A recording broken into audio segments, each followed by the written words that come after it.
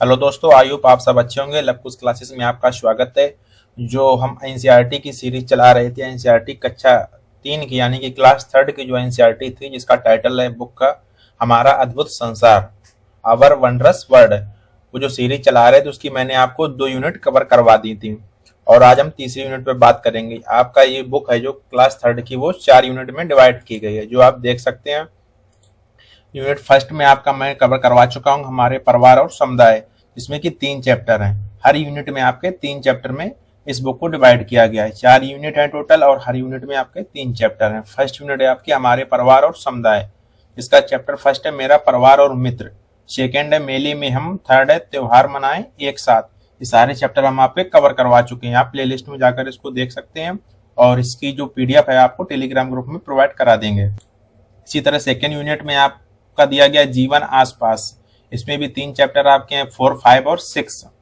और आज हम बात करेंगे यूनिट थर्ड की, यानी कि नेचर के उपहार। क्या क्या हमको प्रकृति से मिलता है वो हम देखेंगे, जैसे कि पानी है, भोजन है, शुद्ध हवा है, और क्या क्या हमको नेचर से मिलता है वो सब हम लोग आज देखेंगे। फल, ताजी हवा और वस्त्रों के लिए रेशे जो हमको पेड़ों से प्राप्त होते हैं, उन सबकी चर्चा आज हम यूनिट थर्ड में करेंगे, यानी कि चैप्टर 7, 8 और 9 में। चैप्टर 7 है आपका पानी है अनमोल, यानी कि बरसों रेमेगा बरसों। चैप्टर 8 में हम लोग देखेंगे सब्जियां, सलाद, फल, मिठाई किस प्रकार से हम लोगों के लिए क्या क्या उपयोगी चीजें होती हैं, खाने के लिए क्या खाना चाहिए और क्या नहीं खाना चाहिए। चैप्टर 9 में हम लोग बात करेंगे स्वस्थ रहो प्रसन्न रहो। इसी में आपका चैप्टर 8 में जो 56 प्रकार का भोजन होता है उसका भी जिक्र किया गया है, उसके बारे में आपको जानकारी प्रोवाइड कराएंगे। और जहाँ जहाँ हो सकेगा, जैसे कोई कोई पर्टिकुलर एक स्पेसिफिक राज्य का जो भोजन होता है उसको आपको मानचित्र, यानी कि जो मानचित्र होता है उसमें आपको पर्टिकुलर इसमें राज्य की सहायता से आपको इसमें बताने का प्रयास करेंगे। चलिए तो देर ना करते हुए आज आपकी क्लास 7 है जो पानी है अनमोल चैप्टर स्टार्ट करते हैं। इसमें जैसे दिया गया, वह क्या है जो नीचे तो आता है लेकिन कभी ऊपर नहीं जाता। तो आप लोगों को बच्चों को बताना है वह क्या है जो नीचे तो आता है लेकिन कभी ऊपर नहीं जाता है। तो वो होती है आपकी बारिश। बारिश ऊपर से नीचे तो आती है बट नीचे से ऊपर नहीं जाती है। आसमान को प्रतिदिन 1 सप्ताह तक देखिए। बच्चों के साथ ही क्रिया करने के लिए कहना है कि आसमान को प्रतिदिन 1 सप्ताह तक देखिए कि आज वर्षा होगी। अभी हम कैसे पता चलेगा कि वर्षा होगी कि नहीं होगी? इसके लिए आपको यहाँ देखना पड़ेगा। मुझे लगता है कि आज बारिश होगी क्योंकि कम से कम 2 संकेत। अब बच्चों के साथ इसके बारे में चर्चा करनी है, कौन कौन से 2 संकेत हैं जिससे आपको लग रहा है कि आज बारिश होगी। जैसे कि आपको आसमान में क्या देखने को मिलेगा, आसमान में आपको काले काले, 1 मिनट कलर चेंज कर लेते हैं। आसमान में आपको काले काले बादल देखने को मिलेंगे, जो संकेत है कि आज आपकी बारिश होगी। और क्या देखने को मिलेगा, जैसी चींटियां हैं जो अपना जो घर है वो ऊंचे स्थान पर कहीं बनाते हुए आपको देखने को मिलेंगी। और पक्षी आसमान में आपको उड़ते हुए देखेंगे। क्या पक्षी आपको आसमान में उड़ते हुए दिखेंगे और आसमान में काले काले बादल मिलेंगे। तो ये सब आपके संकेत हैं कि आज बारिश हो सकती है। सेकेंड दिया गया है, मुझे लगता है कि आज बारिश नहीं होगी, क्योंकि इसके आपके 2 संकेत इस यहाँ पर पूछे गए हैं। तो 2 संकेत कौन कौन से हैं जिससे पता चलता है कि आज बारिश नहीं होगी? यानी कि आपका पानी का स्तर आप देख सकते हैं, नदियों तालाबों डे बाय डे कम होता जा रहा है पानी का स्तर नदियों तालाबों में, जो संकेत होता है कि अब बारिश नहीं होगी। और सेकेंड है आपका, जैसे कि आप देख सकते हैं कि बादल आपको साफ दिखाई देंगे, यानी कि बादल में आपको सूर्य नजर, यानी बादल नहीं होगा आपको। जब वो आप ऊपर देखेंगे आसमान की तरफ, अब आपको प्रॉपर सूर्य दिखाई देगा। तो आप यहाँ से देख सकते हैं कि आज बारिश नहीं होगी। लो आ गई बारिश, ये देखिए रिमझिम रिमझिम आपकी बारिश दिखाई गई है। अब शिक्षक संकेत यहाँ पर क्या है, ये पेडागोजी के लिए बहुत इंपॉर्टेंट है शिक्षक संकेत, क्योंकि जो पेडागोजी वाला क्वेश्चन होता है, आप कोई भी एग्जाम देंगे टीचिंग एग्जाम, उसमें आपका पेडागोजी वाला सेक्शन से क्वेश्चन पक्का पूछा जाता है। और यही हम लोग गलती कर देते हैं कि पेडागोजी वाला सेक्शन पढ़ के नहीं जाते हैं और वहां पर गलती कर देते हैं। इस अध्याय का पहला भाग तब पढ़ाया जाना चाहिए, जो अध्याय मैं आपको बता रहा हूँ, जो कि पानी कब होगा कब नहीं होगा, इसमें चर्चा उसी बात की गई है कि बच्चों को तब पढ़ाना है जब मानसून का, यानी कि मानसून हो आपके आसपास। जैसे कि इसको आपको पढ़ाना है जून और जुलाई के महीने में, जिससे क्या होगा, बच्चे उसका अवलोकन कर सकेंगे, यानी कि ऑब्जर्व कर सकेंगे कि बारिश हो रही है तो देखेंगे आसमान में कि बादल छाए हुए हैं, और क्या देख रहे हैं कि पक्षी उड़ रहे हैं। इस तरह बच्चे देख सकते हैं। वे प्रश्न पूछेंगे, अनुमान लगाएंगे और चर्चा करेंगे। यानी कि एक दूसरे से चर्चा भी करेंगे और चित्र बनाने तथा अवलोकन करने यानी ऑब्जर्व भी करेंगे वो कि किस प्रकार से बादल छाए हुए हैं। वे आपस में एक दूसरे से चर्चा भी करेंगे। बच्चों को चर्चा का अधिक से अधिक मौका देना है आपको। यह आपको क्रिया नहीं करनी, इसको हम गतिविधि को छोड़ देते हैं। अब आगे देखते हैं आपके लिए क्या इंपॉर्टेंट है। जैसे यहाँ पर दिया गया, क्या आपको लगता है कि आज या कल फिर बारिश होगी?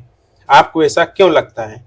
हमको ऐसा क्यों लगता है? या आपको चर्चा करवानी है बच्चों को आपस में एक दूसरे से। ग्रुप में बच्चों को डिवाइड कर दीजिए, 4 या 6 पीयर्स का ग्रुप बना दीजिए। उसमें बच्चों से चर्चा करवानी है कि आप बताइए कि आपका मत क्या है, आज बारिश होगी तो क्यों होगी? फिर बच्चा बताएगा कि मैंने आज आसमान में बादल को देखे थे, पक्षी उड़ते हुए देखा था, चींटियां हैं जो अपने बच्चों को यानी जो चींटी के अंडे होते वो कहीं ऊपर सुरक्षित स्थान पर ले जाते हुए देखा था। इस तरह बच्चे अपने अपना अनुभव शेयर करेंगे। क्या बारिश आपके ही क्षेत्र में हुई है या आसपास भी हुई है? अनुमान लगाइए और फिर पूछकर पता कीजिए। आगे देखते हैं, बारिश से जुड़े कुछ गीत, यानी कि बच्चों से बारिश से जुड़े कुछ गीत लिखने को कहिए, यानी कि उनसे सीखने को मिलेगा। और अपनी या किसी अन्य भाषा में एक गीत लिखिए। बारिश से जुड़े कुछ गीत गाइए। क्या बारिश होने से खुश होते हैं? हाँ, हम बारिश होने से खुश होते हैं। हम बारिश होने पर क्या करते हैं? घर में चाय और पकौड़ी खाते हैं। तो बच्चे इस प्रकार से आपको आंसर देंगे, चाय और पकौड़ी। बारिश के पानी का क्या हुआ? बारिश में जो पानी बरसा आपका, उसका क्या हुआ? जब बारिश हुई तब बहुत सा पानी धरती पर गिरा। आइए पता करें कि वह कौन सा पानी गिरा है और कहां पर गया है। तो क्या होता है कि क्या बारिश का पानी मिट्टी में चला गया? बिल्कुल सही बात। जो बारिश का पानी होता है आपका मिट्टी में नीचे चला जाता है और कहीं कहीं गड्ढों में इकट्ठा हो जाता है। जो हौज टाइप के गड्ढे होते हैं वहां पर बारिश का पानी इकट्ठा हो जाता है। क्या आपने कभी देखा है कि ये किसी छोटी सी धारा या नदी में जाकर मिल जाता है? कुछ पानी होता है जो पौधों में अवशोषित हो जाता है। जो पानी अब पौधे या जमीन पर अवशोषित नहीं हो पाता वो आपको नालियों के माध्यम से कहाँ चला जाता है? तो नालियों के माध्यम से आपको नदी या सागर में या तालाब में चला जाता है। क्या होता है जब बारिश रुक जाती है और सूरज निकलता है? तो बारिश के कारण इन सारे पानी का क्या होता है? इसका अनुमान लगाइए। जब बारिश होती है उसके बाद जब सूर्य निकल आता है तो ये पानी वाष्पित होकर कहां पर चला जाता है? पुनः आसमान में चला जाता है। पुनः वो बादल के रूप में फिर बारिश करवाता है। कुछ पानी भूमि के नीचे चट्टानों और मिट्टी के बीच में इकट्ठा हो जाता है। यदि भूमि के नीचे वाला पानी हमारे लिए कुओं में आता है। बिल्कुल सही बात। जो नीचे पानी जो इकट्ठा हो जाता है ये दोबारा रिसाइकिल होकर यही पानी आपको कुओं में आता है। आपने देखा होगा जब बरसात का मौसम होता है तो जो कुएं का वाटर लेवल होता है तो उसका स्तर बढ़ जाता है। और जब यही सूखा होता है यानी कि जब आपका बारिश का महीना नहीं होता है जैसे मई और जून के महीने में, तो उसी का वाटर लेवल आपका डाउन हो जाता है। धाराओं में बहता हुआ पानी, यह पानी जाकर नदियों में मिल जाता है। बारिश का कुछ पानी गड्ढों में इकट्ठा हो जाता है और कहां पर इकट्ठा हो जाता है? कुछ गड्ढों में इकट्ठा हो जाता है, कुछ तालाबों में और कुछ झीलों में, तो कुछ सागर और महासागरों में चला जाता है। जितना एक्स्ट्रा पानी होता है, जैसे कि बाढ़ आ गई, बाढ़ नहीं मतलब थोड़ा सा पानी एक्स्ट्रा हो गया जो आवश्यकता के अनुरूप नहीं है, वो पानी आपका एक्स्ट्रा पानी तालाब और नदियों और महासागर झीलों में इकट्ठा हो जाता है। जो पुनः जल चक्र क्रिया के आगे आपको देखने को मिलेगा, जल चक्र की क्रिया। वो जल चक्र की क्रिया के द्वारा पुनः बादल बन जाता है और पुनः फिर बारिश के रूप में पृथ्वी पर आता है। इस प्रकार से जल चक्र की क्रिया जो है लगातार चलती रहती है। क्या आपके गांव या शहर के पास कोई धारा, नदी, तालाब या झील है? ये सब आपको बच्चों से पूछना है। उनका नाम और उनके बारे में कुछ बातें पता कीजिए। पानी है अनमोल। पानी हमें आसमान से मिलने वाला एक अनमोल उपहार है। यह उपहार हमारे घरों में अलग अलग तरीकों से पहुंचता है। कैसे पहुंचता है? कभी कभी हमारे घरों में टैंक के माध्यम से पहुंचता है, तो कभी कभी नल के माध्यम से पहुंचता है। हमारे घर के छत के ऊपर कभी टंकी रखी होती तो उसके माध्यम से, टोटी के माध्यम से पहुंचता है। किसके माध्यम से? तो टोटी के माध्यम से पहुंचता है। हम इस उपहार की देख रेख कैसे करते हैं? हम इसका भंडारण कैसे करते हैं? यानी कि जल का भंडारण किस प्रकार करते हैं? हम इस पानी का क्या करते हैं? आइए इसका पता करते हैं। यहाँ पर दो बच्चों का जिक्र किया गया है। कौन कौन से? सूर्य और बरखा। ये आपस में भाई बहन है। को अपने घर के नलों से ही पानी मिलता है, यानी कि इनका पक्का मकान बना हुआ और घर के ऊपर टंकी रखी हुई, यानी कि वाटर की टंकी रखी हुई, वाटर टैंक है। तो वहां से उनको क्या मिलता है, पानी मिलता है। विद्यालय में भी उन्हें नलों से ही पानी मिलता है। इन सभी नलों में पानी पाइपों के द्वारा पहुंचता है। इस पाइपों में पानी कहां से आता है? सूर्य और बरखा ने पाइपों को रास्तों को ध्यान से देखा। ये आश्चर्यचकित है, आखिर ये पानी आ कहां से रहा है? टोटी से तो आ रहा है, बट टोटी में पानी कहां से आया, तो इसके बारे में आगे देखते हैं। उन्हें पता चला कि छत पर एक टंकी है। अब वे यह जानने को उत्सुक हो रहे हैं कि पानी पहले इस टंकी में कैसे आया है, यानी पानी टंकी तक कैसे पहुंचा है। इसके लिए ये लोग उत्सुक हो रहे हैं, जिससे आपको बच्चों के साथ इसके बारे में जानकारी प्रोवाइड करानी है। शिक्षक संकेत, जल चक्र के बारे में जैसे मैंने आपको बताया, जल चक्र क्या होता है? जैसे पानी होता है, जो पानी वाष्पित होकर जलवाष्प बन जाता है, यानी कि जैसे पानी जमीन में बारिश हुई, बारिश होने के बाद जो भी आपका पानी जमीन में आया, अब जब धूप निकली तो ये वाष्पित होकर कहाँ चला गया? वाष्पित होकर ये जल वाष्प बन गया, छोटे छोटे ऊपर जल वाष्प बन गए। अब यही जल वाष्प संघनित होकर, यानी कि इकट्ठा होकर संघनित होकर बनते हैं आपके बादल। इस तरीके से बादल मिल जाते हैं। जब बादल आपस में टकराते हैं तो फिर हमको क्या देखने को मिलती है?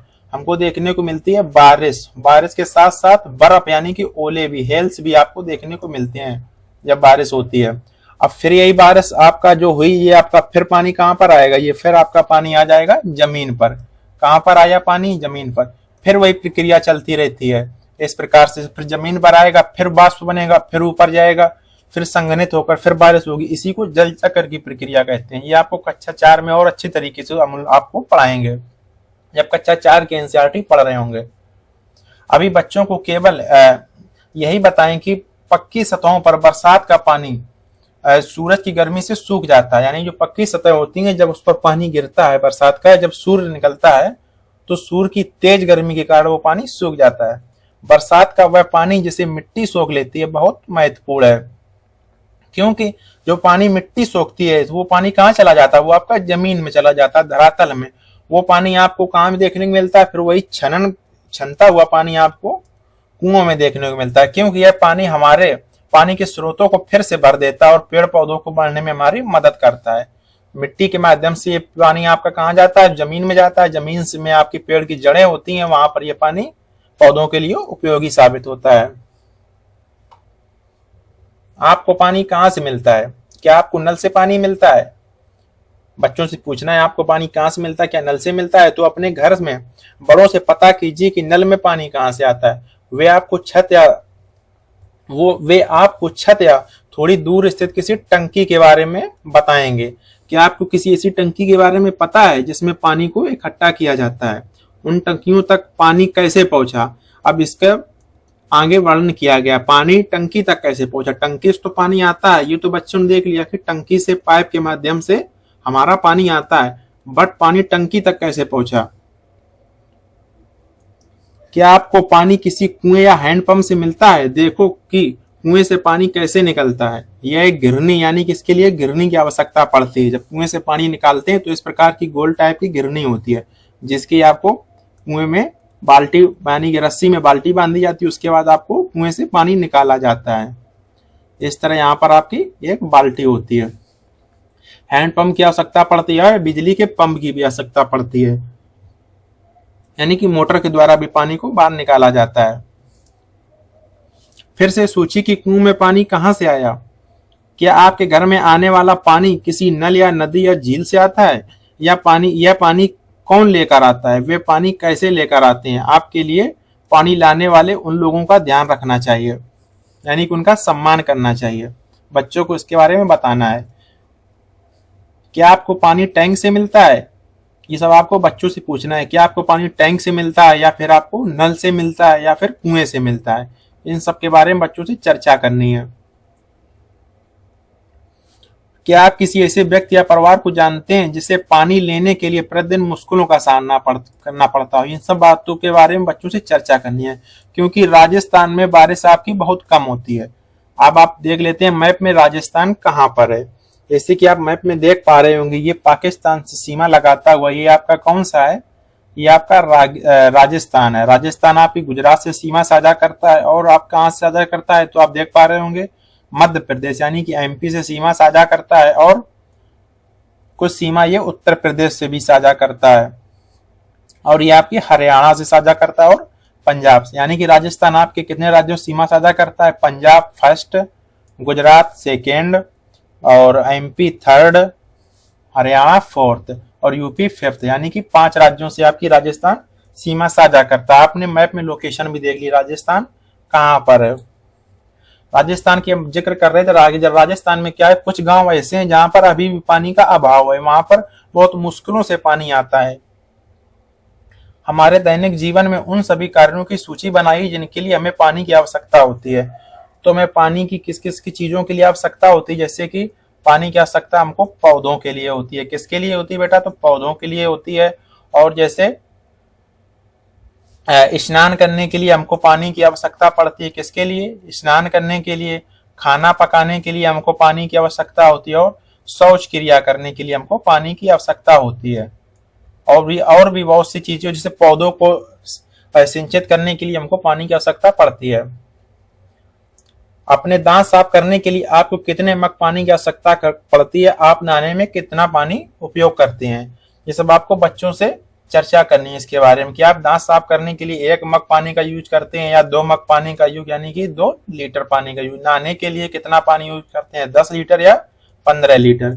इस प्रकार बच्चों से आप चर्चा करनी है। क्या आपके साथ कभी ऐसा हुआ है कि आपको बिल्कुल भी पानी ना मिला हो, तब आपने क्या किया? सूर्या और बरखा कह रही हैं, इनके घर में एक बार क्या हुआ कि पानी खत्म हो गया था। उनके माता पिता ने उनको एक सीख सिखाई। अब वो क्या सीख है वो देख लेते हैं। यानी कि क्या एक लर्न सीखने को मिलता है, इनको एक पाठ सीखने को मिलता है। क्या मिलता है? अरे आज पानी नहीं आ रहा है। कौन कह रही है? सूर्या कह रही है आज पानी नहीं आ रहा है। तो उनके पिताजी कहते हैं हमने 2 बाल्टी पानी बचा कर रखा, यानी कि इन्होंने 2 बाल्टी पानी पहले से ही संरक्षित करके रख लिया है। तब बरखा कहती ओ नहीं। तब इनकी माता जी कहती हैं पानी के लिए सावधान, आज सोसाइटी की पाइपलाइन फट गई है, यानी कि आज सोसाइटी की पाइपलाइन फट गई, इसलिए आज पानी आपका नहीं आएगा। 2 बाल्टी पानी उसी से आपको यूज करना है पूरा दिन। आगे देखते हैं। अपने दादा नानी या नाना नानी, दादा दादी या नाना नानी या किसी बड़े से पूछिए उन्हें पानी कहाँ से मिलता था। पहले के समय में ये हैंडपंप हुआ करते थे। हैंडपंप भी नहीं, कुएं हुआ करते थे। क्या हुआ करते थे? कुएं आपके हुआ करते थे। और आज के समय में क्या हो गई? विद्युत मोटर आपकी आ गई है। आज आप सभी घर में क्या है? विद्युत मोटर आ गई, जिसके द्वारा आसानी से आपको पानी देखने को मिल जाता है। पहले के समय में दादा दादी और नाना नानी के समय में क्या हुआ करते थे? कुएं और नल हुआ करते थे। कुएं और नल, तथा वे भी अपनी पानी का उपयोग उसी तरीके से करते थे जैसे आप करते हैं। तो आपको सब चर्चा करनी है, बच्चों से कहना है कि अपने दादा दादी या नाना नानी से इसके बारे में चर्चा करें। वे घर में पानी का रख रखाव कैसे करते थे? पहले क्या होता था? पानी का रख रखाव करने के लिए मिट्टी के पात्र आते थे, जिसको हम लोग मिट्टी का घड़ा या सुराही के नाम से जानते थे। आज के समय में ये मिल्टन बाल्टी वगैरह प्लास्टिक की आ गई है। पहले क्या होते थे? मिट्टी के पात्र हुआ करते थे, सुराही, मग या हौज वगैरह मिट्टी की हुआ करते थे। उनसे बात करके आपको जो पता चलता है उसके बारे में एक कहानी लिखी है। आगे देखते हैं। हम पानी को तभी भरकर रखते हैं जब हमें यह पता चलता है कि पानी हर समय नहीं आएगा।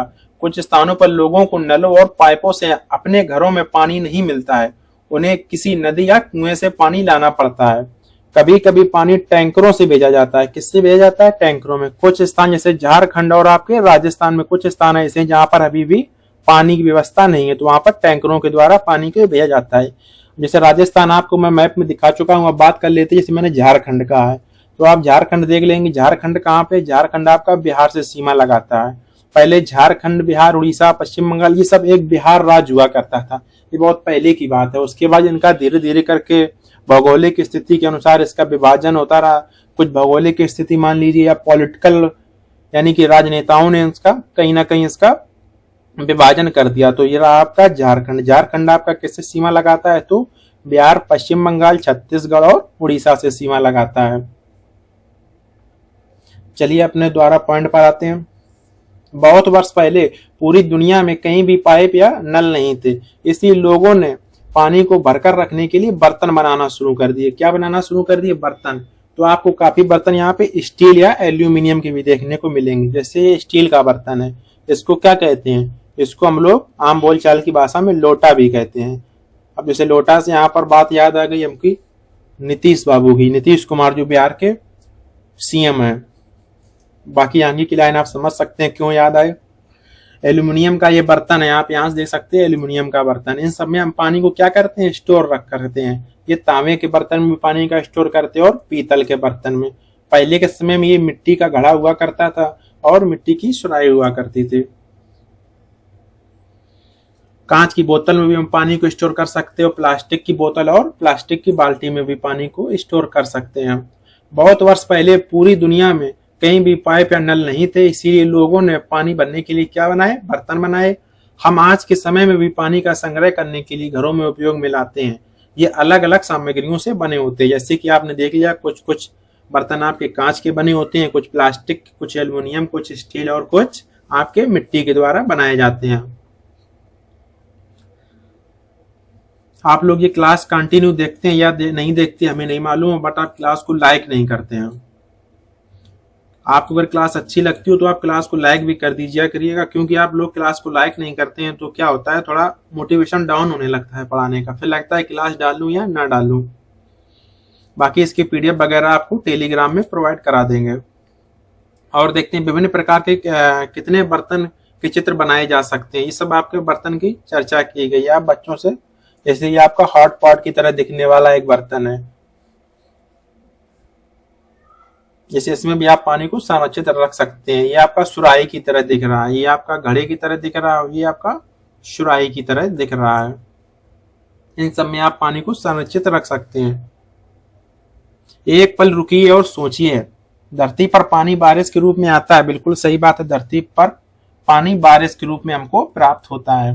यह पानी के प्राकृतिक स्रोतों को धीरे धीरे भर देता है। जो प्राकृतिक स्रोत होते हैं जमीन पर, उसको ये भर देता है। जैसे कि जल धाराएं हो गई, आपकी नदी हो गई, तालाब, झील, कुएं और भूमिगत जल आदि। इन स्रोतों से हम अनेक तरीकों से पानी को अपने घरों में लाते हैं। अनेक तरीकों से कैसे, जैसे कि हम लोग टैंक के माध्यम से लाते हैं, या हम जो वाटर मोटर होती है उसके माध्यम से इसको अपने घरों में लाते हैं, बाल्टी में भरकर लाते हैं। हम कई तरीकों से इसका संग्रहण करते हैं। संग्रहण कैसे करते हैं, जैसे कि आप यहाँ देख सकते हैं, घड़े में संग्रहण कर सकते हैं, कांच की बोतल या प्लास्टिक की बोतल में संग्रहण कर सकते हैं और बाल्टी में भी संग्रहण कर सकते हैं। हम बहुत तरह से इसका उपयोग करते हैं, जैसे कि हम इसको दैनिक क्रियाओं के यूज के लिए उपयोग करते हैं, और पौधों को सींचने के लिए इसका प्रयोग करते हैं, भोजन बनाने के लिए, स्नान करने के लिए, अलग अलग प्रक्रियाओं में इसका हम उपयोग करते हैं। हमारे उपयोग करने के बाद इस पानी का क्या होता है, तो इस पानी को हम लोग रिसाइकिल करके, जैसे कि मैंने हाथ धुले, अब अगर इसमें मैंने हाथ धुलने में साबुन का यूज नहीं किया तो इस पानी को हम कहाँ रीयूज कर सकते हैं, इस पानी को हम पौधों में यूज कर सकते हैं। पौधों में आपको साबुन युक्त पानी आपको नहीं डालना चाहिए, क्योंकि साबुन में आपका सोडा होता है, वो पौधों के लिए हानिकारक होता है। पानी हमें चीजों को साफ रखने में सहायता करता है, यह हमारे स्वास्थ्य के लिए बहुत ही आवश्यक है, क्योंकि अगर पानी की भरपूर मात्रा हमको नहीं मिलेगी तो हमारे शरीर में क्या हो जाएगा, डिहाइड्रेशन जैसी समस्या हो जाएगी। पानी की डिहाइड्रेशन की समस्या कब होती है, तो हमारे शरीर में जब पानी की कमी हो जाती है। इस उपयोग के बाद पानी गंदा हो जाता है। हम पानी पीने और खाना पकाने के लिए इस गंदे पानी का उपयोग नहीं कर सकते हैं, परंतु हम इसका किस में यूज कर सकते हैं, पौधों और शौचालय में इसका प्रयोग कर सकते हैं। हमें पानी में बहुत अधिक साबुन जैसे अन्य रसायनों का प्रयोग नहीं करना चाहिए, क्योंकि ये अनमोल धरोहर है। ये इसके अधिक पानी में आप जब साबुन की मात्रा मिला देंगे, अन्य रसायन मिला देंगे, केमिकल्स वगैरह मिला देंगे, तो ये पौधों के लिए भी हानिकारक होता है। या वो पानी आपका कोई पशु पक्षी पिएगा तो उसके लिए भी हानिकारक होगा। हर बूंद है अनमोल। देखते हैं, पानी हमारे लिए बहुत महत्वपूर्ण है, क्योंकि यह हमारे जीवित रहने के लिए बहुत ही आवश्यक है। हम बिना पानी के 3 दिन से अधिक जीवित नहीं रह सकते। ये आपके लिए लाइन यहाँ पर इंपॉर्टेंट है। हम पानी के बिना कितने दिन से अधिक जीवित नहीं रह सकते हैं, तो हम पानी के बिना 3 दिन से अधिक जीवित नहीं रह सकते हैं। ये लाइन आपकी सीटेट में आ सकती है। जो भी व्यक्ति हमारे घर आते हैं, हम उन्हें सबसे पहले क्या पिलाते हैं, पानी के लिए पूछते हैं। गर्मी का मौसम हो या सर्दी का मौसम हो, सबसे पहले हम किसके लिए पूछते हैं, तो पानी के लिए पूछते हैं।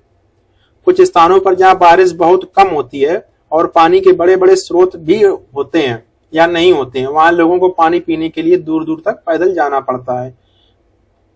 क्या आपको नहीं लगता है कि सभी को हर समय और हर जगह पानी पीने के लिए साफ सुथरा पानी मिले, जिसके लिए आपको निःशुल्क क्या होता है, जो समाज सेवी लोग होते हैं वो इस तरह का निःशुल्क आपका पानी पीने के लिए आप देखेंगे शहर या मोहल्ले में या नगर में आपको इस तरह से आपको स्वच्छ जल पीने के लिए लोग दरवाजे पर इस प्रकार से मटके को रख देते हैं। लोगों के लिए निःशुल्क पीने का पानी है।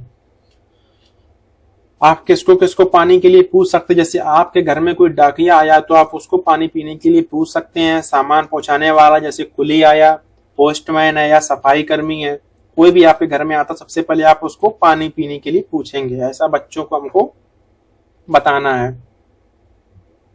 यह विशेष रूप से गर्मी के मौसम में रखा जाता है। क्या रखा जाता है गर्मी के मौसम में?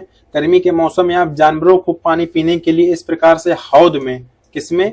तो आप हौद में पानी पीने के लिए जानवरों के लिए रख सकते हैं। और पक्षियों के लिए आप बर्ड बाथ जो आता है, बर्ड बाथ में आप पक्षियों के लिए पानी पीने और उनको स्नान करने के लिए आप छत के ऊपर या बगीचे में या बालकनी में रख सकते हैं। जानवरों के लिए आप पार्क में रख सकते हैं, कहीं आपके घर के बाहर कहीं पेड़ के नीचे जगह हो वहां पे आप हौद को रख सकते हैं। बाकी आप यहाँ पर पढ़ सकते हैं वीडियो को पॉज करके कि जो बर्ड बाथ होता है उसमें क्या क्या कैसे इस्तेमाल कर सकते हैं। आगे देखते हैं और इसके बारे में। बाकी चैप्टर आपका खत्म होता हुआ और चैप्टर आपके अब 8 के बारे में बात कर लेते हैं। बहुत से बच्चे कहते हैं सर पीडीएफ नहीं मिलती। आप टेलीग्राम ग्रुप एक बार ज्वाइन करेंगे, पीडीएफ आपको वहीं पर मिल जाएगी। बाकी पेडागोजी वाला सेक्शन आज के वीडियो में थोड़ा कम है, बट जो सेकेंड वीडियो है आपका पार्ट 2 वो बहुत आपके पॉइंट ऑफ व्यू से इम्पोर्टेंट है, क्योंकि उसमें आपके बहुत से आपके जो हाथी है, जितने भी जानवर हैं आपके इम्पोर्टेंट, सबका उसमें जिक्र आपका चैप्टर जो यूनिट 2 है बहुत ज्यादा इंपॉर्टेंट आपके सीटेट के पॉइंट ऑफ व्यू से। कुछ भी ना देखें बट आप यूनिट फर्स्ट और यूनिट सेकेंड जरूर देख के जाएं, यानी कि लेक्चर फर्स्ट और लेक्चर सेकेंड, वहां से 3-4 क्वेश्चन आपको हूबहू देखने को मिलेंगे। चैप्टर 8 में बात कर लेते हैं। इसमें आपका बेसिकली 56 भोग आपका ये सीटेट के पॉइंट ऑफ व्यू से इम्पोर्टेंट है, क्योंकि ये आपका नया जोड़ा गया है। 56 भोग एक विशेष प्रकार का भोजन होता है। 56 भोग से आप नाम ही से लग रहा है, यानी कि इसमें 56 प्रकार के व्यंजन बनाए जाते हैं। 56 में 6 रसों का मिश्रण है, यानी कि 56 का लास्ट वाला अंक है जो आप इससे याद कर सकते हैं। यानी कितने रसों का मिश्रण है? तो आपके इसमें 6 रसों का मिश्रण है। कौन कौन से रस होते हैं इसमें? कौन कौन से रस प्रकार का इसमें खाना बनाया जाता है? मीठा बनाया जाता है और आपका तीखा बनाया जाता है और कसैला। कैसा? मीठा, तीखा और कसैला। और इसमें खट्टा भोजन भी बनाया जाता है। खट्टे पदार्थ जो होते हैं उनसे मिलाकर आपका भोजन को तैयार किया जाता है। और नमकीन भी भोजन इसमें बनाया जाता है। और इसमें मिर्च डाल के कड़वा भोजन भी बनाया जाता है। इस प्रकार से आपको 6 रसों का मिश्रण करके इस भोजन को बनाया जाता है। ये भोजन आपके विशेष त्योहारों पर बनाया जाता है और शुभ अवसरों पर परिवार के सदस्यों, रिश्तेदारों, मित्रों अथवा अतिथियों के भगत यानी कि स्वागत के लिए बनाया जाता है। किसके लिए? तो आपको रिश्तेदार, परमार, मित्र, कलीग्स जो भी हैं सबके लिए आपका 56 भोग का भोजन की यहाँ पर बात की गई है। इसको आप याद रख सकते हैं। अपने परिवार और बड़ों से बातचीत कीजिए और कक्षा में चर्चा कीजिए कि हमें खाने और पीने की आवश्यकता क्यों होती है। यानी जैसे यहाँ पर दिया गया, हमको खाने और पीने की आवश्यकता क्यों पड़ती है? क्योंकि खाने और पीने से हमको ऊर्जा मिलती है, एनर्जी मिलती है। जैसे कि हम लोग कार्बोहाइड्रेट सबसे ज्यादा मात्रा में हम लोग क्या खाते हैं? सबसे ज्यादा मात्रा हम लोग कार्बोहाइड्रेट खाते हैं, क्योंकि हम लोग रोटी खाते हैं, चावल खाते हैं। इनमें सबसे ज्यादा मात्रा में क्या होता है? सबसे ज्यादा इसमें कार्बोहाइड्रेट होता है। आप कभी 2 दिन खाना न खाइए, उसके बाद आप देखेंगे आप वीकनेस फील करेंगे, यानी कि आप अपने आप में बहुत ज्यादा कमजोरी महसूस फील करेंगे, आपसे उठा नहीं जाएगा। कार्बोहाइड्रेट हमारे लिए बहुत जरूरी है। बस सब हमको संतुलित आहार खाना चाहिए, सभी चीजें थोड़ी थोड़ी डे बाय डे खानी चाहिए। अब देख लेते हैं दावक की कहानी। क्या नाम है? सीरीन है, सीरीन नाम है। क्या नाम है दावक का आपका? सीरीन। सीरीन है जो कक्षा 3 की छात्रा है, वो बहुत तेज दौड़ती थी। कक्षा के सभी बच्चों से अधिक तेज दौड़ती थी। एक दिन विद्यालय में किसी खेल आयोजन के दौरान सारीन एक धावक से मिली जो एक चैंपियन थी। एक धावक से मिली, वो धावक क्या थी? चैंपियन थी। अब देखते हैं चैंपियंस लोग क्या क्या भोजन करते हैं, और उसे बहुत सारे पदक भी जीते थे। और सीरीन ने उससे पूछा, मैं तुम्हारी तरह कैसे दौड़ सकती हूँ और पदक जीत सकती हूँ? यहाँ पर सारीन ने अपने आप को क्या देखा? सारीन में आपको इंटरनल मोटिवेशन दिख रहा है, यानी कि अपने आप से उसने पूछा।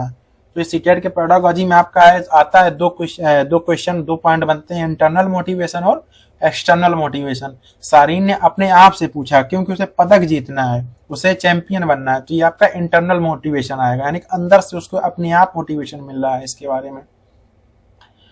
शिक्षक संकेत क्या है? बच्चों को उनके पसंद की खाने की चीजों के नाम पूछें, उनके नाम बोर्ड पर लिखें और बच्चों को उनके बारे में प्रेरित करें, उस पर चर्चा करने के लिए कहें। उस चैंपियन ने सारीन को बताया कि यदि वह खूब अभ्यास करे और संतुलित भोजन खाए, ये लाइन इंपॉर्टेंट है। क्या है? यानी कि नियमित अभ्यास करने से कोई भी अगर काम है, जैसे कि पढ़ाई है, अगर हम नियमित प्रैक्टिस करेंगे, नियमित वीडियोस देखेंगे, नियमित हम लोग पढ़ेंगे, जरूर एक ना एक दिन हमको सफलता जरूर मिलेगी। और संतुलित भोजन खाने से ये 2 काम है, आप संतुलित आहार लीजिए और डेली प्रैक्टिस कीजिए, आप जिस भी काम को चाहेंगे तो आप उसको जरूर अचीव कर पाएंगे, तो वह भी एक चैंपियन बन सकती है। सारीन ने कहा, मैं बहुत अभ्यास करती हूँ लेकिन अक्सर बीमार हो जाती हूँ। चैंपियन ने पूछा, आप खाना क्या खाते हैं भाई? चैंपियन ने सीरीन से पूछा, आप खाना क्या खाते हैं? तो उसने कहा, केवल चावल। जैसे मैंने आपको थोड़ी देर पहले बताया था, चावल तो हमारे लिए इंपॉर्टेंट है, क्योंकि चावल से और रोटी से हमको मिलता है, यानी कि अनाज से मिलता है हमको कार्बोहाइड्रेट। लेकिन कार्बोहाइड्रेट की हमारे शरीर को जितनी आवश्यकता है उतनी प्रोटीन्स और फैट की भी आवश्यकता है, क्योंकि फैट उस समय हमारे शरीर को काम में आता है जब हमको कार्बोहाइड्रेट नहीं मिल पाता। यानी जैसे मैंने 2 दिन खाना नहीं खाया, तो हमको जब उस टाइम पे एनर्जी मिल रही, वो कहाँ से मिल रही? वो हमको फैट से मिल रही है, जो हमारे शरीर में स्टोर हो जाती है।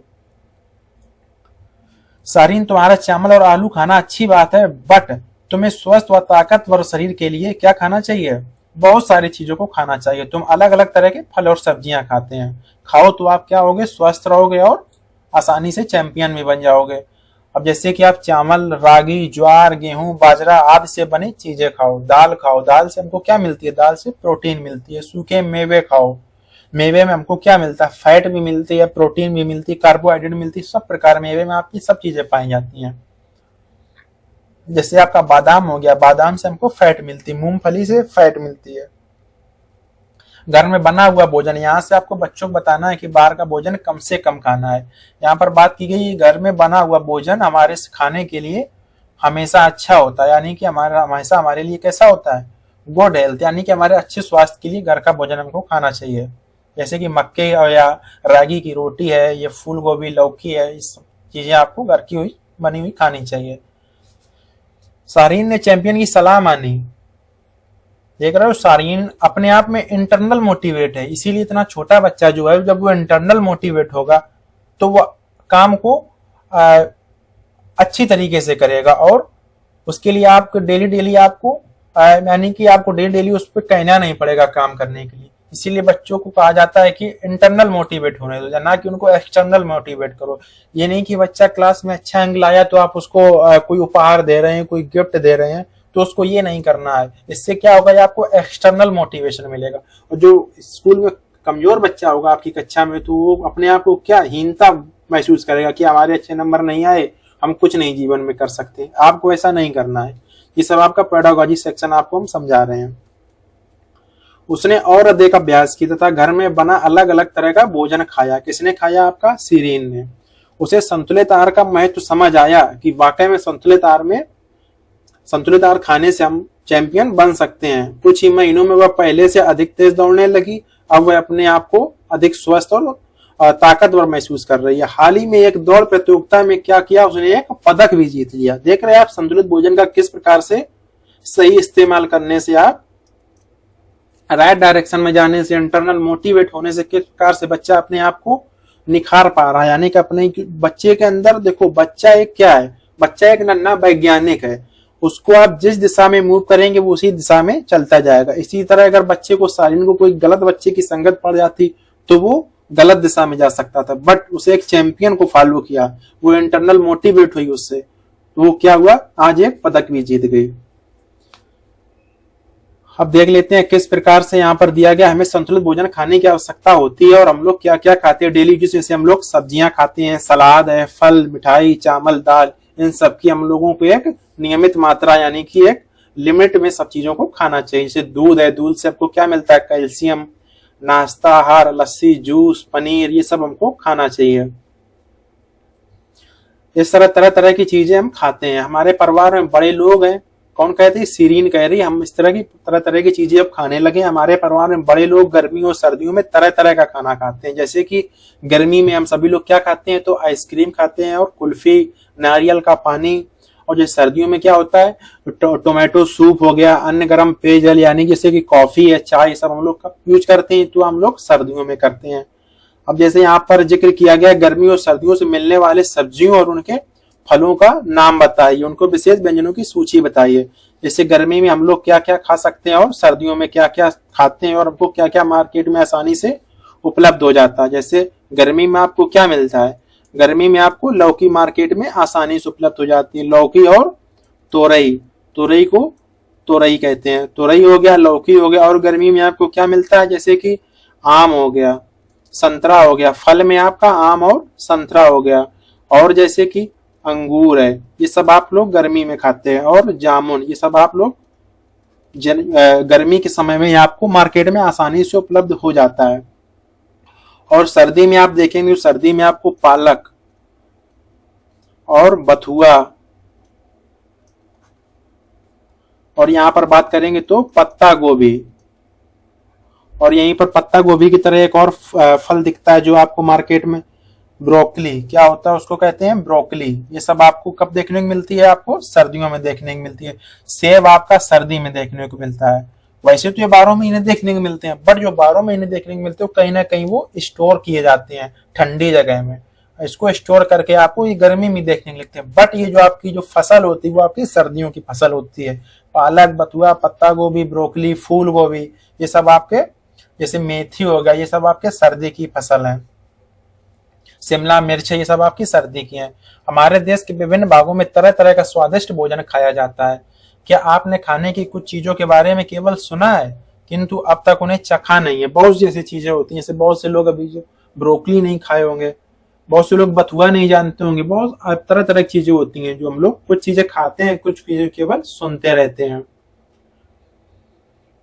और जैसे कि नारियल है, आम का रस, आम पना है, इसको आपको बच्चों को बताना है कि वो अपनी जो मातृभाषा है उसमें इसको क्या कहते हैं। जैसे आम का रस है, जैसे हम लोग नॉर्मल लैंग्वेज में इसको आम का रस ही कहते हैं, आम का जूस कहते हैं, मैंगो शेक कहते हैं। इस तरह से नारियल का पानी इस बच्चों से पूछना है वो इसको अपनी आम बोलचाल की भाषा में क्या कहते हैं, यानी कि मातृभाषा में क्या कहते हैं। नींबू पानी ऐसे हो गया। गर्मियों में मौसम गर्म होता है और हमें बहुत पसीना आता है। पसीना आने से हमारे शरीर से क्या होता है, पानी निकल जाता है, इसलिए हमें गर्मियों में खूब पानी पीने की आवश्यकता होती है। गर्मियों में हमको अधिक ज्यादा क्या पीना चाहिए, जैसे पानी हो गया, छाछ है, नींबू पानी है, आम पना है, गन्ने का रस, नारियल आदि हमको पानी पीना चाहिए। इससे क्या होगा, हमारे शरीर को संतुलित आहार मिलता रहेगा, यानी संतुलित आहार मीन संतुलित पानी की मात्रा मिलती रहेगी।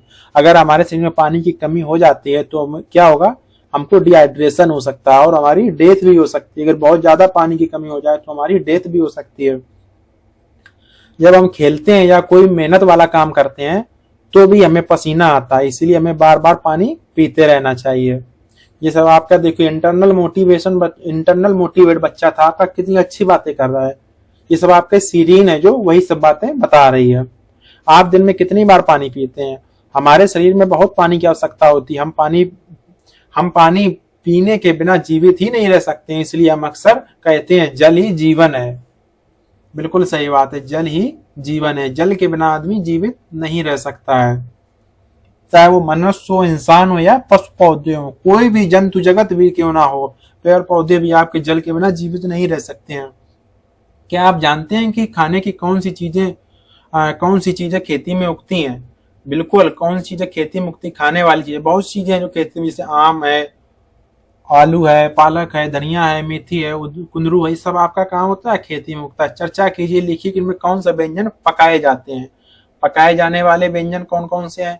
सभी व्यंजन पकाए जाने वाले होते हैं। जैसे कि हम पेड़ पौधों के अलग अलग भागों से जैसे कि पेड़ पौधों से हम लोग बहुत चीजें होती हैं। किसी का हम लोग पत्ती खाते हैं, जैसे पेड़ है या पौधा है कोई, किसी का हम लोग क्या खाते हैं, पत्ती खाते हैं, किसी का फल, किसी की जड़ खाते हैं, किसी के तना खाते हैं, किसी का बीज ही खाते हैं। जैसे कि आपका क्या होगा, चना हो गया, चना एक प्रकार का बीज है, चना को हम लोग चना ही ऐसे ही खा लेते हैं।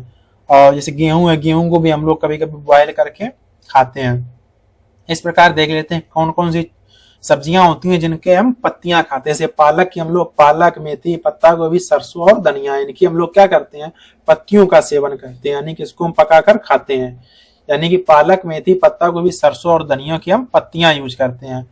क्या यूज करते हैं, इनकी हम पत्तियां यूज करते हैं। जबकि फल हम कौन कौन से खाते हैं, जैसे कि अमरूद, अमरूद का हम लोग पेड़ का सेवन नहीं करते, अमरूद के पेड़ में लगा हुआ हम लोग फल खाते हैं। यानी कि आपको यहाँ पर क्या सीखना है, किस प्रकार से पेड़ पौधों के अलग अलग भाग का हम लोग सेवन करते हैं। जैसे अमरूद का हम लोग क्या खाते हैं, फल खाते हैं। चीकू के पेड़ का हम लोग चीकू यानी कि फल खाते हैं। सेब और आम, ये सब फल के रूप में इसको हम ग्रहण करते हैं। जड़ें कैसे हैं, जैसे गाजर, मूली, चुकंदर, इनमें जो जड़ें होती हैं, जो जमीन के अंदर होती हैं, वो जड़ें होती हैं, तो इनका हम जड़ इस्तेमाल करते हैं। जड़ किसका, गाजर का, मूली का और चुकंदर की हम लोग जड़ खाते हैं। तने किसके किसके खाते हैं, जैसे आलू का हम लोग क्या खाते हैं, आलू का तना, हरे बांस का तना, अदरक और प्याज, इन सब का हम लोग तना इस्तेमाल करते हैं खाने के लिए। बीज किसका किसका खाते हैं, जैसे अनाज का बीज, चने का हो गया, गेहूं का हो गया, ये जौ है आपका, ये आपका गेहूं हो गया, इसको हम गेहूं यानी कि बीज के रूप में इस्तेमाल करते हैं। रोटी हम लोग गेहूं की खाते हैं, जैसे कि चना हो गया, ये आपका जौ हो गया, इन सबको हम लोग क्या करते हैं, खाने के लिए इसका बीज का प्रयोग करते हैं। दालें हैं, दालें में हम लोग क्या करते हैं, बीज, दाल का पौधा तो आपका बहुत बड़ा होता है, बट इसमें जैसे इस प्रकार आपका दाल का पौधा हो गया, जो इसमें बीज लगते हैं, यानी कि जो इसके बीज होते हैं, केवल हम पौधे का बीज ही तो प्रयोग करते हैं, बाकी सब हमारे लिए वेस्टेज होता है। जो वेस्टेज कौन खाता है, ये वेस्टेज आपके जानवर खाते हैं। तो हमने क्या यूज किया पेड़ से, हमने पेड़ से बीज को यूज किया। जैसे सूखे मेवे हैं, जैसे सूखे मेवे में आप देख सकते हैं, ये आपका हो गया काजू, ये आपका हो गया क्या कहते हैं इसको, बादाम, ये हो गया आपका अखरोट। कुछ लोग जानवरों से मिलने वाली चीजें जैसे शहद, अंडे, मांस, दूध, दही आदि से बनी हुई चीजें भी खाते हैं। और जैसे यहाँ पर पहली दी गई, हमारे भोजन में सबसे अधिक उपयोग में लाई जाने वाली दो सामग्रियां ना तो वो पौधों से मिलती हैं और ना ही जानवर से मिलती हैं, वो कौन सी ऐसी चीजें हो सकती हैं, ये पहली है। तो चलो इसको हम ही बता देते हैं, कौन सी ऐसी चीजें जो आपको ना तो पौधों से मिलती है और ना ही जानवरों से मिलती है। तो वो हो जाता है आपका जो कवक वाला जो भोजन होता है। कवक यानी कि विशेष रूप से आप कह सकते हैं मशरूम, यानी कि मशरूम, मशरूम आपका ना तो पौधों से प्राप्त होता है ना ही जानवरों से प्राप्त होता है। जैसे मशरूम हो गया, ये आपको ना तो पौधों से मिलता है ना ही जानवर से मिलता है। यह एक प्रकार का क्या है, कवक है। इसमें क्या पाया जाता है, इसमें आपके बैक्टीरिया पाए जाते हैं, बैक्टीरिया होते हैं, यानी कि आपके लिए एक मिनट, रेज भी नहीं हो रहा है। इसमें आपके क्या पाए जाते हैं, तो आपके इसमें बैक्टीरिया पाए जाते हैं, जो आपके लिए सेहत के लिए क्या होते हैं, पॉजिटिव काम करते हैं, यानी कि अच्छे होते हैं, अच्छे बैक्टीरिया पाए जाते हैं। या खराब बैक्टीरिया जो होते हैं, अच्छे बैक्टीरिया जो, तो इसमें कैसे बैक्टीरिया पाए जाते हैं, इसमें अच्छे बैक्टीरिया पाए जाते हैं। अब चैप्टर 9 में बात कर लेते हैं, स्वस्थ रहें और प्रसन्न रहें। इसमें हम लोग क्या क्या देखेंगे किस तरह से स्वस्थ एवं प्रसन्न रहने के लिए क्या क्या जरूरी है, सुबह हमको कितने टाइम उठना चाहिए, सब बच्चों के साथ चर्चा करनी है। चलिए 2 मिनट में इसको भी देख लेते हैं। स्वस्थ रहें और प्रसन्न रहें। हम यह जानते हैं कि हमें स्वस्थ रहना चाहिए। हमारे द्वारा शरीर व मन को सही तरह से काम करने के लिए हमको क्या होना चाहिए, स्वस्थ रहना बहुत जरूरी है। यहाँ कुछ सरल व अच्छी बातें दी गई हैं जो हमारे शरीर को स्वच्छ और रोगों से दूर रखने में सहायता करती है, यानी कि हेल्पफुल होगी। अब वो देख लेते हैं कौन कौन सी चीजें हमारे स्वस्थ रहने के लिए हेल्पफुल होगी। जैसे कि आपको सुबह की इसमें दिनचर्या दी गई है, आपको कैसे कैसे सुबह उठना है और आपको क्या क्या काम करने हैं। सुबह उठने से लेकर रात को सोने तक आप प्रतिदिन क्या क्या करते हैं, उनकी यहाँ पर दिनचर्या दी गई है। जैसे सुबह उठकर सबसे पहले हम लोग स्नान करते हैं, साबुन से हाथ धोते हैं, दांत साफ करते हैं, 6 से 8 गिलास पानी पीते हैं। पूरे दिन की दिनचर्या आपकी दी गई है। भोजन करते हैं, कम से कम 8 घंटे सोते हैं और बाहर खेलते हैं। 24 घंटे में ये सभी क्रियाएं बच्चों के द्वारा की जाती हैं। अब इस सूची को नीचे दी गई गतिविधियों के साथ जांचिए क्या आपने दिन में 2 बार दांत साफ किए हैं? एक बार सुबह उठने के बाद और दूसरी बार सोने से पहले। तो यह आपको बच्चों से पूछना है क्या वो सच में ऐसा करते हैं। अगर ऐसा करते हैं तो वे मतलब सही दिशा में बालक जा रहा है। अगर ऐसा नहीं करता है तो आपको बच्चों को समझाना है, इसके आपको जागरूक करना है बच्चे को कि इससे क्या क्या एडवांटेज है। 2 टाइम आपको ब्रश करने से क्या क्या एडवांटेज है, जैसे कि दांत में कीड़े नहीं लगते हैं, जो बैक्टीरियाज होते हैं वो हमारे मुंह से बैक्टीरियाज होते हैं जो हमारे मुंह में नहीं रहते वो साफ हो जाते हैं, और जिससे हमारे दांत सुरक्षित बने रहते हैं। अगर हम ब्रश दोनों टाइम नहीं करेंगे, शाम को ऐसे ही खाना खाने के बाद सो जाएंगे तो हमारे दांत खराब हो सकते हैं। इस तरह बच्चों को आपको जागरूक करना है। क्या आपने भोजन करने के बाद हर बार कुल्ला किया है, ये आपको बच्चों से पूछना है। क्या आपने शौचालय जाने के बाद और बाहर से घर आने पर साबुन का हाथ धोए हैं? ये सब आपको बच्चों से क्रिया पूछनी है। यदि इनमें से किसी भी प्रकार के प्रश्न का उत्तर ना आता है तो इसके बारे में सोचिए और चर्चा कीजिए। बच्चों के साथ चर्चा करेंगे कि अगर उन्होंने ऐसा नहीं किया तो उससे क्या क्या उनको हानियां हो सकती हैं। हम अपने कैसे दांत साफ करें। एक मोइना नाम की लड़की वो अपने दादाजी को एक बार देखती है कि वो दादाजी दातुइन से ब्रश कर रहे थे। किससे ब्रश कर रहे थे? तो दातुइन से। दातुइन आपकी कौन सी लकड़ी से बनाई जाती है? तो आपकी नीम की लकड़ी या बबूल की लकड़ी से दातुइन को बनाया जाता है।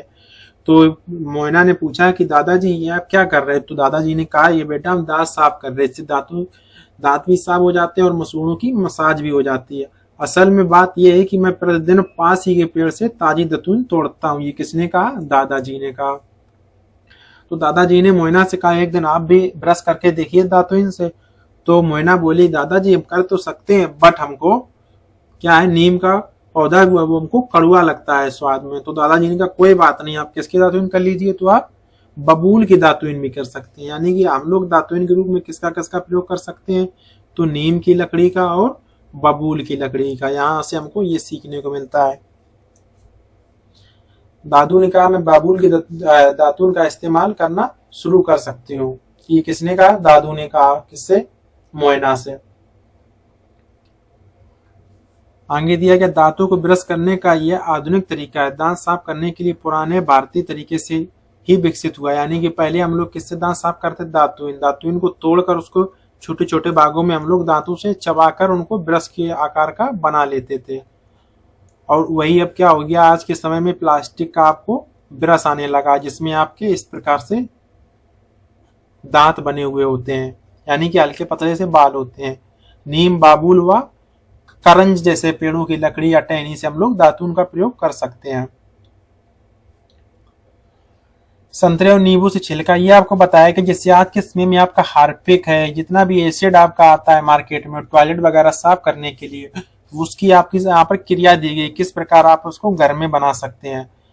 रसोई व स्नान घर में सतहों या फर्नीचर की सफाई और धूल मिट्टी के कीड़ों को सुरक्षित रखने के लिए आप किस प्रकार से हार्पिक का यूज न करके किस प्रकार से आप घर से बनाई हुई एसिड का प्रयोग कर सकते हैं। आप स्वयं भी ऐसा सफाई का घोल तैयार कर सकते हो। उसमें क्या क्या, जिससे कि पर्यावरण को कोई हानि भी नहीं होगी और आपके लिए भी सेफ रहेगा। उसमें क्या क्या यूज होगा, जैसे 8 से 12 संतरे या नींबू के छिलके, यानी जो हमको डेली यूज की चीजें होती हैं, जैसे कि आपका संतरा घर में आता है उसके छिलके होते हैं, उसको आप एकत्र कर लेंगे। किसको? आप संतरों को या नींबू के या छिलके का एकत्र कर लेंगे। और 10 से 12 लौंग लेंगे और 2 प्याले सफेद सिरका लेंगे। सिरका यानी जो आपको अचार रखने के लिए प्रयोग में किया जाता है। सिरका आपका किससे बनता है? तो आपका सिरका गन्ने के रस से बनता है।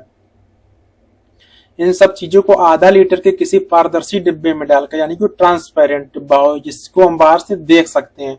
जब डब्बा ट्रांसपेरेंट होगा तो यानी कि सूर्य की किरणें आएंगी, वो ट्रांसपेरेंट डिब्बे के अंदर भी जा सकती हैं।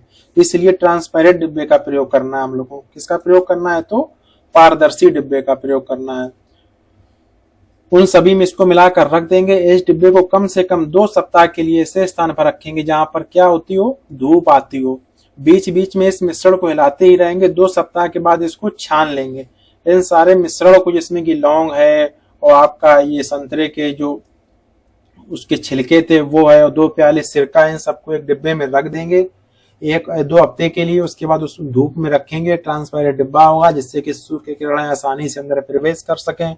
2 हफ्ते में क्या होगा, ये सभी चीजें मिलके किण्वन की क्रिया के द्वारा सभी चीजें मिल जाएंगी और सड़कर एक लिक्विड तैयार हो जाएगा। उस लिक्विड को हम लोग छान लेंगे और वो हमारा अब एक एसिड के रूप में साफ सफाई करने के लिए बनकर तैयार हो जाएगा। अब उससे हम आसानी से सफाई कर सकते हैं। शिक्षक के लिए संकेत यहाँ पर क्या दिया गया है, शिक्षक के लिए संकेत है यहाँ पर बच्चों की दिनचर्या इस पर निर्भर करती है वे कहाँ रहते हैं। अगर वे पहाड़ के इलाकों में रहते हैं तो उसकी दिनचर्या अलग होगी, और अगर वो मैदानी इलाकों में रहते हैं तो इसकी दिनचर्या एक प्रकार से अलग होगी। तो बच्चे कहाँ रहते हैं ये भी डिपेंड करता है बच्चे की दिनचर्या पर। स्वच्छता के लिए इस्तेमाल की जाने वाली पुरानी पारंपरिक तरीकों और प्राकृतिक चीजों और बालों के लिए, जैसे रीठा। पहले के जो हमारे बुजुर्ग लोग हुआ करते थे वो बाल किससे साफ करते थे, आज के समय में शैम्पू वगैरह आ गया है ये, उस समय वो लोग रीठा से बालों को साफ किया करते। तो इसके बारे में बच्चों को आपको जानकारी प्रोवाइड करानी है। सिकाकाई के प्रयोग पर भी चर्चा करनी है। इसके साथ ही घर की सफाई के लिए कुछ सुरक्षित और प्रभावशाली विधियों को भी प्रयोग में लाना है। प्रभावशाली विधि कौन सी है, जैसे कि आपने अभी साफ सफाई करने के लिए जो आपने लिक्विड अभी तैयार किया सिरका मिलाकर और ये जो लौंग मिलाकर, और उसके साथ साथ आपने ये जो संतरा था उसके छिलकों से जो आपने लिक्विड तैयार किया, इस प्रकार की आप गतिविधि बच्चों के साथ साझा कर सकते हैं। आने वाला सफाई का घोल तैयार है। अब घोल आपका तैयार हो गया। घर के फर्श और स्नानागार की सफाई के लिए पानी से भरी बाल्टी में 1 प्याला ये मिश्रण मिलाइए और इसका कमाल देखिए। अब आप इसको आसानी से अपना साफ सफाई कर सकते हैं। पशु पक्षी भी स्वयं को स्वच्छ रखना चाहते हैं। वो कैसे पशु पक्षी अपने शरीर के कैसे सुरक्षा प्रदान करते हैं और किस प्रकार से अपने शरीर को साफ रखते हैं, जैसे इसमें दिया गया बंदर एक दूसरे को साफ करते रहते हैं। आपने जब देखा होगा बंदर कहीं पार्क में बैठे होते हैं तो वे एक दूसरे के बाल साफ करते रहते हैं। पशु पक्षी होते हैं अपने चोंच के माध्यम से, यानी जो चिड़िया होती है अपने चोंच के माध्यम से क्या होती है, जैसे चिड़िया है अपने चोंच के माध्यम से क्या करती है, ये अपने पंखों को साफ करती रहती है। इस प्रकार पशु पक्षी भी अपने शरीर का ध्यान रखते हैं। ये आपके सीटेट के लिए इंपॉर्टेंट है। अपने आसपास के परिवेश में देखिए कि पशु पक्षी और कीट आदि अपने शरीर की सफाई किस तरह से करते हैं। घर के अंदर और बाहर खेल खेलना, किस प्रकार से बच्चे घर के अंदर खेल खेलते हैं और घर के बाहर खेल खेलते हैं, इस प्रकार की चीजें आप इसको पढ़ सकते हैं। क्योंकि अगर हम इसको पढ़ के आपको पूरा एक्सप्लेन करेंगे तो वीडियो थोड़ा लंबी हो सकती है। अब आपको ये बता देते हैं किस प्रकार के घर के अंदर बच्चों को खेलना चाहिए और घर के बाहर कहाँ पर खेलना चाहिए और कहाँ पर नहीं खेलना चाहिए। शिक्षक संकेत क्या दिए गए, हमारे शरीर के मुख्यतः 3 प्रकार की व्यायाम एक्सरसाइज की आवश्यकता होती है। कितने प्रकार की, 3 प्रकार की एक्सरसाइज की आवश्यकता होती है। कौन कौन से, वो हृदय एवं श्वसन अंगों को सुदृढ़ करने के लिए व्यायाम की आवश्यकता होती है। सर्वप्रथम हमको आवश्यकता पड़ती किस लिए, क्योंकि हृदय चाप जो हमारा है वो स्वस्थ बना रहे, श्वसन अंग यानी जैसे कि हमारे फेफड़े हैं वो हमारे सुरक्षित बने रहे, इसलिए हमको व्यायाम की आवश्यकता पड़ती है। सेकेंड है मांसपेशियां यानी कि मसल्स हैं जो हड्डियां यानी कि जो बोन्स हमारी उनको सुरक्षित रखने के लिए हमको व्यायाम की आवश्यकता पड़ती है। और शरीर के लचीलेपन यानी कि फ्लेक्सिबिलिटी को बनाए रखने के लिए भी हमको व्यायाम करना चाहिए। ये सब आपको पेडागॉजी वाले सेक्शन जब आपको एमपीवाईक्यू कराएंगे तो वहां पर आपको यहाँ से क्वेश्चन देखने को मिलेंगे। अब जैसे ये हरप्रीत है, हरप्रीत की दादी भी इसके साथ क्या खेल रही, तो शतरंज खेल रही है। इससे क्या होगा, हाथ की क्रियाएं भी चल रही दादी की और दादी का मस्तिष्क भी इसमें प्रयोग हो रहा है, किस प्रकार शतरंज को खेल सकते हैं। यानी कि इससे क्या सीख मिलती है, शरीर और मस्तिष्क दोनों का ही कार्य करते रहना बहुत ही जरूरी है। अब देखते हैं यहाँ पर आपके घर के बाहर खेले जाने वाले कौन कौन से खेल पसंद हैं, ये आपको बच्चों से पूछना है। जैसे कि यहाँ पर ये खेल दिया गया है, इसको क्या कहते हैं, आपको स्पिनिंग टॉप कहते हैं। इसको क्या कहते हैं आप लोग, स्पिनिंग टॉप। इसको हिंदी में हम लोग लट्टू भी कहते हैं। क्या कहते हैं इसको, लट्टू। गलत लिख गया, लड्डू लिख गया। क्या कहते हैं इसको, लट्टू कहते हैं। और इसको क्या कहते हैं, आपको चौपड़ कहते हैं, चापड़। यानी कि इसको हम कभी कभी चंग पाव भी कहते हैं। कहीं कहीं स्थानीय भाषा में बोलने वाला ये चंग पाव कहते हैं, जो हम लोग गर्मियों के समय में अक्सर खेलते थे पहले जब हम लोग छोटे हुआ करते थे। इसको क्या कहते हैं, सांप सीढ़ी, यानी कि स्नेक एंड सांप एवं सीढ़ी। ये क्या हो गया, ये सभी को मालूम होगा, ये आपका है कैरम बोर्ड। कैरम बोर्ड, ये हो गया आपका कैरम बोर्ड। आगे देख लेते हैं, इसमें गतिविधि में दिया गया है, ये आपको इसमें से खेलों पहचानना, ये आपके लिए इतना इंपॉर्टेंट नहीं है, फिर भी बता दिया। जैसे यहाँ से फुटबॉल बना सकते हैं, टेनिस है, वॉलीबॉल, इस तरह आप इसमें और भी चीजें ढूंढ सकते हैं। भालू है, बैडमिंटन, ये आपके लिए मैंने पहले से ढूंढ कर रखा था। बैडमिंटन है, छुपन छुपाई है, यहाँ से ऊपर से नीचे आएंगे तो आप खो खो देखेंगे इसमें आसानी से। ये से कबड्डी है, इन्होंने पहले से दे रखा था। इस प्रकार से आप और भी उसमें ढूंढ सकते हैं।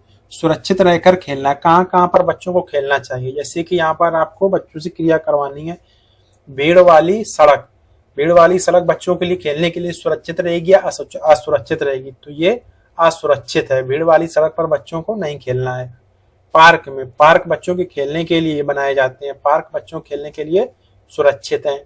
विद्यालय का मैदान बिल्कुल बच्चों के खेलने के लिए, विद्यालय की जो फील्ड होती है बच्चों के खेलने के लिए होती है, आपकी सुरक्षित है। बिना रेलिंग की छत, बिना रेलिंग की छत बच्चों के लिए बाधा बन सकती है, बच्चे वहां से गिर सकते हैं, सॉरी, तो ये आपका हो जाएगा असुरक्षित। बिना रेलिंग की छत पर आपको बच्चों को खेलने के लिए मना करना है, क्योंकि वहां पर वो नीचे भी गिर सकते हैं और उनको चोट पहुंच सकती है। जहाँ कोई निर्माण कार्य चल रहा हो वहां ये बच्चों के लिए क्या हो जाएगा, खेलने के लिए असुरक्षित हो जाएगा, क्योंकि निर्माण कार्य वाले जगह पर बच्चों को चोट पहुंच सकती है, और क्योंकि दीवार गिरने का डर रहता है और इतनी मशीनरी होती है, कोई भी पार्ट्स उनके लग सकते हैं, बच्चों को हानि पहुंचा सकते हैं। सार्वजनिक स्थानों पर अपरिचित लोगों हो तो उनके साथ हम लोगों से बच्चों को समझाना है कि सार्वजनिक स्थान पर अगर कोई अपरिचित लोग उनको कोई टॉफी वगैरह या खाने की चीजें दे रहे हैं तो उनको अवॉइड करनी है। जैसे कि यहाँ पर कोई व्यक्ति कह रहा है, हेलो मैं तुम्हारे लिए कुछ टॉफियां लाया हूँ, तो आपको कहना है थैंक यू, पर हमें टॉफियां नहीं चाहिए, हमारे घर में ऑलरेडी टॉफियां है। इस तरह बच्चों से कहना है कि वो उस आदमी को मना कर दें कि हमें टॉफी नहीं चाहिए। जैसे यहाँ पर कोई लेडीज है, बच्चे से कहे मुझे आपकी माँ ने आपको लाने के लिए भेजा है, तो बच्चे क्या कहेंगे, पर मैं तो आपको जानता ही नहीं हूँ। थर्ड है, जैसे कोई कार में आपको सवार मिले व्यक्ति आपसे कहे चलो मैं बेटा आपको घर तक छोड़ देता हूँ, तो आपको बच्चों को ये चीजें सब आपको सिखानी है कि नहीं, उसको बोल देना हमें अपना घर का रास्ता पता है, हम आसानी से अपने घर चले जाएंगे। शिक्षक संकेत यहाँ पर क्या दिया गया है, जब भी बच्चे किसी अनजान व्यक्ति से मिलें तो उन्हें सावधान रहने के लिए कहें और उन्हें सचेत रहें, यानी कि कोई भी अनजान व्यक्ति आपको दिख रहा है तो उससे सचेत रहें, यानी अवेयर रहें उनसे और सावधान रहें, केयरफुल रहें। माता पिता पर भी बच्चों के लिए, अगर माता पिता किसी बच्चों के लेने के लिए किसी अपरिचित व्यक्ति को अगर वहां पर स्कूल में भेज रहे हैं तो उनके लिए जो एक कोड बनाया जाता है, स्कूल की तरफ से एक कोड बनाया जाता है कि यानी कि अगर माता पिता किसी कारणवश, किसी अपरिहार्य कारणों में माता पिता बच्चे को लेने स्कूल नहीं आ पा रहे हैं तो वो कोड पेरेंट्स जिस थर्ड पर्सन को भेजेंगे स्कूल पर बच्चे के लेने के लिए, उसको वो कोड शेयर करेंगे, तब वो पर्सन स्कूल के प्रिंसिपल को या स्कूल के हेड टीचर को वो कोड बताएगा, तभी बच्चे उसके साथ घर आएंगे। इस प्रकार का आप कोड भी शेयर कर सकते हैं। आगे दिया गया है, अपनी कॉपी में एक बड़ा सा गोला बनाइए। बच्चों से कहना है कि एक अपनी कॉपी में बड़ा सा गोला बनाएंगे, उसमें 24 रेखाएं खींचेंगे और उसमें अपनी 24 घंटे की जो दिनचर्या है उसको उसमें फॉलो करेंगे कि किस प्रकार से हम लोग किस किस घंटे में क्या क्या कितने घंटे सोते हैं। जैसे कि मोना का यहाँ पर जिक्र किया गया, मोना 8 घंटे सोने में अपना बिताती है, 2 घंटे भोजन करने में और 6 घंटे विद्यालय जाने में या फिर घर में पढ़ाई करने में, यानी टोटल वो 6 घंटे स्टडीज करती है। 2 घंटे बाहर खेलने में यानी कि आउटडोर खेल खेलती है, 2 घंटे घर में अपने माता पिता की हेल्प करती है और 1 घंटे टेलीविजन देखती है या फिर फोन पर गेम खेलती है। यहाँ पर जरूरी होगा कि आप बच्चों को टेलीविजन और फोन से दूर रखें, उनको जो प्राकृतिक तरीके से खेल है उनमें आप उनको साझा कर सकते हैं। जैसे कि आप बच्चों से कहें कि आप मिट्टी का कोई भी एक प्रयोग तैयार करें, जैसे कि मिट्टी से आप बच्चों से कह सकते हैं कि मिट्टी से आप एक कोई जैसे कि आप कार है, मिट्टी से कार बनाएं या ट्रैक्टर बनाएं। ये सब आप बच्चों से क्रियाकलाप करने के लिए कह सकते हैं। इससे क्या होता है, बच्चा अवेयर भी होगा, वो कार में कौन कौन से पार्ट्स यूज होते हैं उसके बारे में भी जानकारी इकट्ठा करेगा और उसमें बनाने में बच्चे की रुचि भी होगी। इससे क्या होगा, वो टेलीविजन और खेल से, फोन वाले खेलों से बचेगा, जिससे कि उसकी आंखों पर भी कोई बुरा असर नहीं पड़ेगा। ये हो गई चर्चा। बाकी सब आपको शिक्षक संकेत क्या है, बच्चों को एक बड़ा सा गोला बनाने के लिए कहें। इस तरह बच्चों से आपको चर्चा करनी है, एक बड़ा सा बेटा गोला बनाइए, उसमें 24 रेखाएं खींचनी है। कितनी रेखाएं खींचनी है? 24 रेखाएं खींचनी है। बट वो खींचनी कैसे है, इसको देख लेते हैं। सबसे पहले 4 बराबर चौथाई भागों में बांटी, जैसे इस तरह ये मैंने 4 बराबर भागों में बांट लिया है। अब क्या करना है, फिर प्रत्येक चौथाई भाग को 3 भागों में, यानी कि प्रत्येक चौथाई भाग है इसको 3 भागों में बांट लेंगे। उसके बाद क्या करेंगे, इतना करने से 12 बराबर भाग बन जाएंगे। कितने, अभी कितने हैं, 1 4 भाग हैं। अब कितने भाग हो गए आपके, अब आपके 12 भाग हो गए। अब 24 भाग बनाने के लिए प्रत्येक भाग को 2 हिस्सों में बांटेंगे। अब फिर प्रत्येक भाग को आप 2 हिस्सों में बांट देंगे। इस प्रकार आपके 24 भाग बनकर कंप्लीट हो जाएंगे। और नीचे दिया गया, यदि बच्चों को घड़ी का चित्र बनाने के लिए कहें तथा झंडे में अशोक चक्र की तीलियां बनाने के लिए कहें। ये आज का क्वेश्चन आप लोगों के लिए, अगर आप लोगों ने लास्ट तक वीडियो देखी है तो आप लोग बताएंगे अशोक चक्र में तीलियों की संख्या कितनी है। तो आप लोग कमेंट करके बताएंगे अशोक चक्र में जो तीलियां होती हैं उसमें तीलियों की संख्या कितनी होती है टोटल। अगर आपको क्लास अच्छी लगी हो तो क्लास को आप लाइक कर सकते हैं। थोड़ा क्लास आज की लंबी हो गई, और पीडीएफ आपको टेलीग्राम पे मिल जाएगी, वहां आप जुड़ सकते हैं। और वीडियो को आप लाइक जरूर कर दीजिए और चैनल को सब्सक्राइब कर सकते हैं। चलिए आज के लिए इतना ही। थैंक यू, जुड़ने के लिए धन्यवाद।